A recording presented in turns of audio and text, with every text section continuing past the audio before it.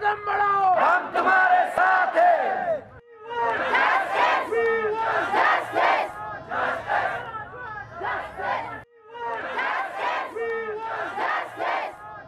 आज का जो ये बड़ा रैली आप देख रहे हैं हज़ारों में है, तो ये भी आज मिसिंग पर्सनस के हवाले से ये रैली निकाली गई है। हमने आकी ग्राउंड से लेके हाई कोर्ट के दरवाज़े तक, ताकि ये लोग सुने जिनके कानों में रुई लगा हुआ है, बहरे हैं, गूंगे हैं, वो सुनते नहीं हैं। लेकिन आज हम लोगों ने उनको सुनाने आए हैं कि देखो माएँ, बच्चियाँ, छोटी छोटी मासूम बच्चियाँ, माएँ, बहनें, किसी का खामद, किसी का नहीं है, किसी का बाप नहीं है, किसी का बेटा नहीं है, किसी का भाई नहीं है। तो आज ये एहतजाज में आप देख रहे हैं।